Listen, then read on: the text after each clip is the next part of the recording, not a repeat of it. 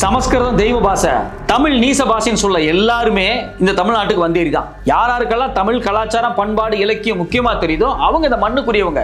அது யாரா வேணாலும் இருக்கலாம், எந்த மொழியை பேசுறவங்களா இருக்கலாம், அவங்க எல்லாருமே இந்த மண்ணுக்குரியவங்க. ஆனா இந்த மண்ணிலேயே இருந்துட்டு சமஸ்கிருதம் தெய்வ பாஷை, தமிழ் நீச பாஷை, தமிழ் தாய் வாழ்த்துக்கு நான் எந்திரிக்க மாட்டேன் அப்படின்னு நினைக்கிறாங்க பத்தியா, அவங்க வந்தேறி தான். Because of the political support which has been given in that state, learning Hindi, learning Sanskrit are treated and perceived as learning some other fellow's language. இந்திய ஆதிக்கத்துக்கு எதிராக மிகப்பெரிய போராட்டம் தமிழ்நாட்டில் நடக்கும்போது எந்த பார்ப்பனர்கள் அந்த போராட்டத்தில் கலந்துக்கிட்டாங்க?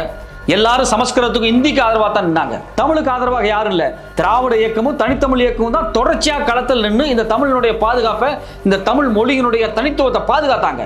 சமஸ்கிருதமும் இந்தியும் தான் உங்களுக்கு முக்கியமான மொழி அப்படின்னா கண்டிப்பாக நீங்க எல்லாம் வந்தேறி தான். Tell me one prime minister who's taken Tamil to the UN. Narendra Modi.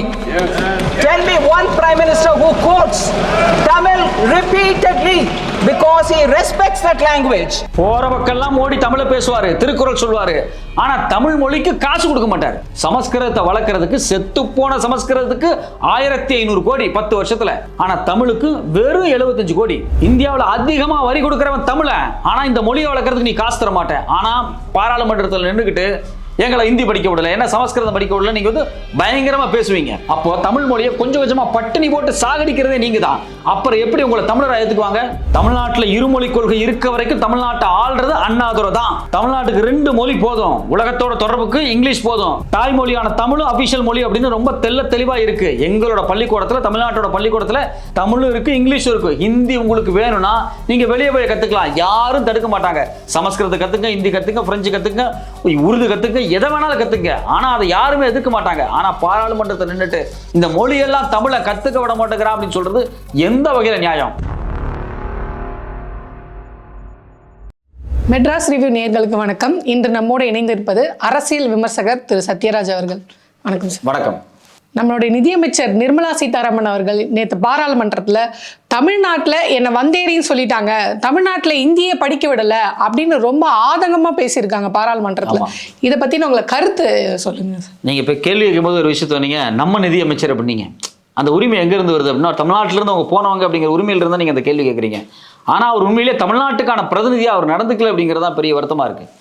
தமிழ்நாட்டை அவமானப்படுத்துகிற மாதிரி, தமிழ் மக்களை கேவலப்படுத்துகிற மாதிரி, தமிழ் மக்களை அசிங்கப்படுத்துகிற மாதிரி தான் அவங்க பாராளுமன்றத்தில் போய் பேசியிருக்காங்க. அவங்க என்ன சொல்கிறாங்க அப்படின்னா, அரசாங்கத்தை பற்றி அவங்க செகண்டரியாக பேசிட்டு, நான் இங்கே இருக்கக்கூடிய அரசாங்கம், அதாவது தமிழ்நாட்டில் இருக்கக்கூடிய அரசாங்கம் சொல்கிறது அவங்க திமுக தான் சொல்ல வர்றாங்க. ஏன்னா அதிமுகவே தமிழ்நாட்டை அதிக காலம் ஆண்டிருந்தாலும் திராவிட கட்சினா அது திமுக மட்டும்தான் அப்படின்னு எல்லாருமே கன்சிடர் பண்ணுவாங்க. அதான் உண்மையும் கூட. ஒரு சித்தாந்தம் இருக்கக்கூடிய கட்சி திமுக தான். இப்போ திமுக பீரியடில் இங்கே வந்து ஹிந்தி கற்றுக்க விடலை, சமஸ்கிருதம் கற்றுக்க விடலை. இங்கே வந்து பார்த்தீங்க அப்படின்னா ஹிந்தி கற்றுக்க முயற்சி பண்ணால் அவங்கள அசிங்கமாக பேசிட்டாங்க. நீ வந்து உப்பு போட்டு சோறுதிங்கிறியா, தமிழ்நாட்டு மண்ணில் இருந்து தமிழ்நாட்டு உப்பை சாப்பிட்டு நீ எப்படி ஹிந்தி பேசுகிற அப்படின்லாம் பேசினதான் அவங்க சொல்கிறாங்க.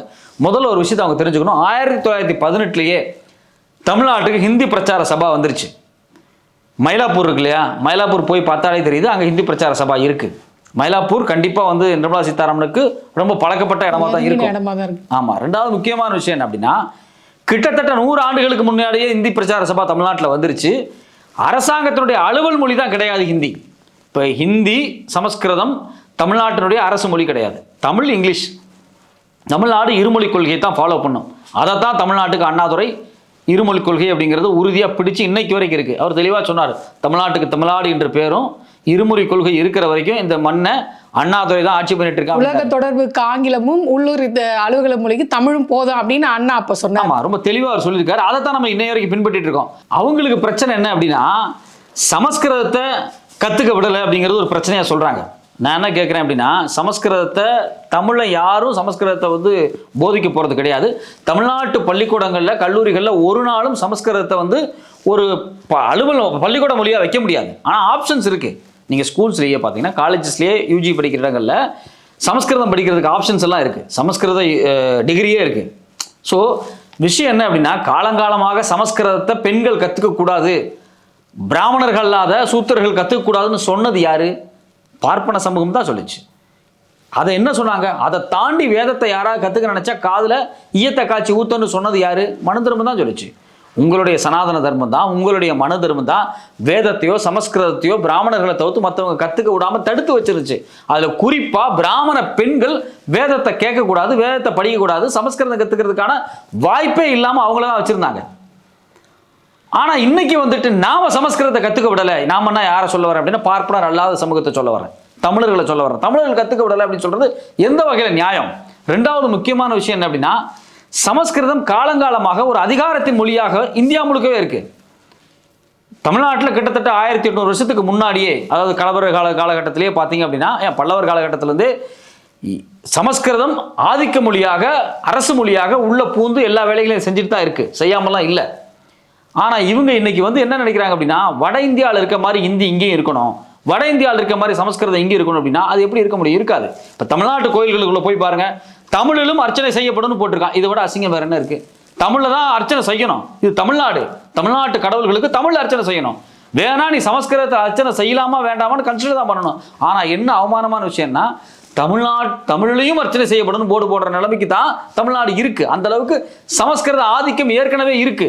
அதை எதிர்த்து நம்மளால சண்டை போட்டுக்கிட்டு தான் இருக்கு. இந்த திமுக அரசு தொடர்ச்சியாக ஒரு பெரிய சண்டை போட்டுட்டு தான் இருக்கு. ஸோ அப்போ இவ்வளவு ஆதிக்க மொழியாக இருக்கக்கூடிய சமஸ்கிருதத்தை நாம படிக்க விடலன்னு சொல்றது மிகப்பெரிய பொய் அவங்க பேசுறாங்க. ரெண்டாவது, ஹிந்தி கற்றுக்கிற மாதிரி இருந்தால் அவங்கள யாரும் தடுக்க போகிறது கிடையாது. அவங்க போய் கற்றுக்கலாம். சமஸ்கிருதம் கற்றுக்க மாதிரி இருந்தால் அவங்க போய் கற்றுருந்துருக்கலாம். அவங்க படிக்கல, அவங்களுக்கு அதுக்கான விருப்பம் இல்லை. அரசாங்கம் பள்ளிக்கூடத்தில் சொல்லித் தராது. மற்றபடி நீ வெளியே யார் வேணாலும் போய் கற்றுக்கலாம், யார் வேணாலும் கற்றுக்கலாம், அதை ஒருபோதும் தடுக்க போகிறது கிடையாது.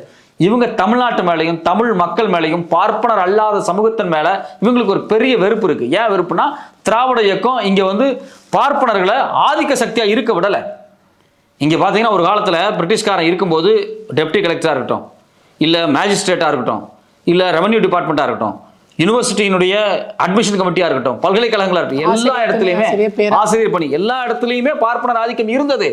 அந்த ஆதிக்கத்தை அடியோட ஒழிச்சது யாருன்னா நீதி கட்சி. நீதி கட்சிக்கு பிறகு சுயமரியாதை இயக்கம், திராவிட இயக்கம், திமுக, தொடர்ச்சியாக இந்த இயக்கங்கள் பார்ப்பனர்களில் அதிகார வர்க்கத்தில் இல்லாம எல்லாத்துக்கும் சமமான வாய்ப்பை ஏற்படுத்தி கொடுத்துச்சு. இன்னைக்கு பாருங்க, தமிழ்நாட்டோட சட்டமன்றத்தில் பிராமணர்கள் இல்லை. ஏன் அப்படின்னா, ஆமா 97% இருக்கக்கூடிய மக்களுக்கு தான் பிரதிநிதித்துவம் கிடைக்கும். ஆனால் ஒரு காலத்தில் 90% பார்ப்பனர்கள் மட்டும்தான் சட்டமன்றத்தில் இருந்தாங்க. இன்னைக்கு இந்தியாவுடைய ஒட்டுமொத்தமான அதிகாரத்துக்கு போய் பாருங்க, அது டிஎன்பிசி குரூப் 1 எக்ஸாமா இருக்கட்டும், இல்லை குரூப் 2 குரூப் 3 எக்ஸாமா இருக்கட்டும், யூபிஎஸ்சி எக்ஸாமா இருக்கட்டும், எல்லா ஜாதிக்கும் அதாவது பார்ப்பன சத்திரிய வைஷ்ணவ அவங்க வர்ணாசிரமம் சொல்றாங்க. அந்த வர்ணாசிரமம் தமிழ்நாட்டுக்கு ஒத்து வராது. தமிழ்நாட்டுக்கு கூடிய அனைத்து ஜாதிகளுக்கும் ஈக்குவலான ரெப்ரசன்டேஷன் கிடைச்சிருக்கு. எல்லா ஜாதியும் இன்னைக்கு படிச்சிருக்கான், எல்லா ஜாதிக்கும் அரசாங்க வேலை இருக்கு, எல்லாரும் பள்ளிக்கூடம் போறான், காலேஜ் போறான், எல்லாத்துக்கும் ஒரு நல்ல விஷயம் நடக்குது. இது ஒரு காலத்தில் அப்படி கிடையாது. இந்த ஆதிக்கத்தை, பார்ப்பன ஆதிக்கத்தை அடியோட அழிச்சது தமிழ்நாடு தான் முதல்ல. அந்த கோபத்தில் இன்னைக்கு அவங்க பேசுறாங்க. தமிழ்நாட்டில் ஒரு பார்ப்பன அதிகார வர்க்கம் இங்கே அதிகாரம் செய்யறதுக்கு ஸ்பேஸ் இல்லை. அந்த ஸ்பேஸ் இல்லாத விரக்தியில் அவங்க கண்ணீர் விட்டு சொல்றாங்க, தமிழ்நாட்டில் வந்து ஹிந்தி படிக்க விடலை, அதை படிக்க விடலை, இதை படிக்க விடலை சொல்றாங்க. இன்னும் சொல்ல போனால் அவங்கள வந்தேன்னு சொல்லிட்டாங்கன்னு சொல்றாங்க. இந்தியாவில் இந்திய எதிர்ப்பு போராட்டம் 1938 ஆரம்பிச்சது. 3 கட்டமாக இந்திய எதிர்ப்பு போராட்டம் நடந்திருக்கு. இன்னைக்கு ஸ்டெர்லைட் போராட்டம், நீட் போராட்டம் வரைக்கும் நடந்திருக்கு. இதில் எவ்வளோ பார்ப்பனர்கள் கலந்துருக்காங்க. ஜல்லிக்கட்டுக்காக தமிழ்நாடே களத்து ரோட்டில் நின்றுச்சு. மெரினா பீச்சில் உலக வரலாறுல இவ்வளோ பெரிய போராட்டம் நடந்திருக்காது. லட்சக்கணக்கான மக்கள் வந்து நின்று மெரினா பீச்சில் ஜல்லிக்கட்டுக்காக போராடினாங்க. ஆனால் ஜல்லிக்கட்டுக்கு எதிராக வழக்கு போட்டது யாரு? தொடர்ச்சியாக லாபி பண்ணிட்டு இருந்தது யாரு? அவங்க பேர், அவங்க எந்தெந்த கேஸ்ட்னு எடுத்து பட்டியல் எடுத்து பாருங்க. அப்போ தொடர்ச்சியாக தமிழ் பண்பாடு, தமிழ் கலாச்சாரம், தமிழ் மொழி, இதில் எதுலையுமே நீங்க கான்ட்ரிபியூட் பண்ண மாட்டீங்க. தமிழை நீச பாஷைன்னு சொல்வீங்க, சமஸ்கிருதத்தை தெய்வ பாஷைன்னு சொல்வீங்க, தமிழ் தாய் வாழ்த்து பாட்டுனா சங்கராச்சாரிய உட்காந்துக்கிட்டு இருப்பாரு. அப்போ இதெல்லாம் நீங்க பண்ணுவீங்க. அப்போ உங்களை வந்தேன்னு சொல்லாம வேற என்னன்னு சொல்லுவாங்க? வந்தேன்னு தான் சொல்லுவாங்க. சும்மாலாம். ஏன்னா தமிழ், இன்னும் வெளிப்படையாக சொல்ல போனால் தமிழ்நாட்டு மக்கள் இந்த தமிழ் மொழியை எந்த அளவுக்கு நேசிக்கிறாங்களோ அந்த அளவுக்கு மற்ற மக்களும் இந்த மொழியை நேசிக்கும் போது அவர்களை தமிழர்களாக ஏற்றுக்கொண்டு இந்த மக்கள் கொண்டாடுவாங்க. ராபர்ட் கால்டுவெல் வந்தார், வீரமாமுனிவர் வந்தார், தமிழை கற்றுக்கிட்டாங்க. அவர்களை இன்னைக்கு வரைக்கும் நம்ம தமிழராக கொண்டாடிட்டு இருக்கோம். இங்கே ஆயிரக்கணக்கான லட்சக்கணக்கான மற்ற மொழியை சார்ந்த மக்கள் தமிழ்நாட்டில் குடியேறியிருக்காங்க. அது தெலுங்கு பேசக்கூடிய மக்கள், கன்னடம் பேசக்கூடிய, மலையாளம் பேசக்கூடிய மக்கள் எல்லாரும் இங்கே வந்திருக்காங்க. கடந்த 400-500 ஆண்டுகளில் தமிழ்நாட்டில் வந்து சிட்டிருக்காங்க. அவங்கெல்லாம் தமிழ் ஆய்வுக்கு, தமிழ் கலாச்சாரத்துக்கு, தமிழ் பண்பாட்டுக்கு, தமிழ் மொழிக்கு எக்கச்சக்கமான பங்களிப்புகள் செஞ்சிருக்காங்க. அவங்க தமிழராக தான் வாழ்ந்துட்டு இருக்காங்க. வீட்டில் மலையாளம் பேசுவாங்க, வீட்டில் தெலுங்கு பேசுவாங்க, வீட்டில் வந்து கன்னடம் பேசுவாங்க, என்ன வேணாலும் பேசுவாங்க. ஆனால் தமிழ்நாட்டினுடைய தமிழ் மொழின்னு வரும்போது ஒரு எல்லையில் வந்து அவங்க நிற்பாங்க. நீ இந்திய எதிர்ப்பு போராட்டம் தமிழ்நாட்டில் நடக்கும்போது இங்க இருக்கக்கூடிய தெலுங்கு பேசக்கூடிய, கன்னடம் பேசக்கூடிய, மலையாளம் பேசக்கூடிய எல்லா மக்களும் தான் வந்து போராட்டத்துக்கு வந்தாங்க. ஸ்டெர்லைட் போராட்டத்துக்கு வந்தவங்க யாரு? எல்லாரும் தான் வந்தாங்க. நீட் போராட்டத்துக்கு நீங்க வர்றவங்க யாரு?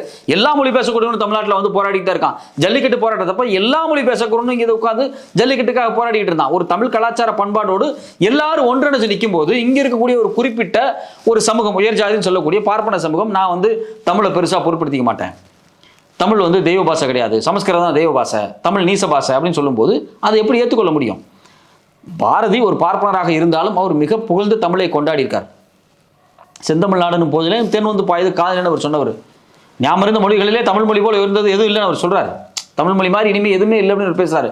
ஏன் பாரதிய தமிழராக தான் எடுத்துக்கிட்டாங்க? அவர் இந்த மொழியை கொண்டாடி இருக்காருல்ல, ஏன் அந்த அப்ரோச்சியா மற்றவங்கள்ட்ட இல்லை? ஆனால் அந்த பாரதி சாகும்போது எந்த பிராமணரும் போய் நிற்கலை, அவரையும் அனாதையாக தான் சாப்பிட்டாங்க. ஸோ அப்போ விஷயம் என்ன அப்படின்னா, இந்த மொழி கலாச்சார பண்பாட்டோடு யார் ஒன்றிணைஞ்சு நிற்கிறாங்களோ அவங்க எல்லாம் தமிழர்கள் தான்.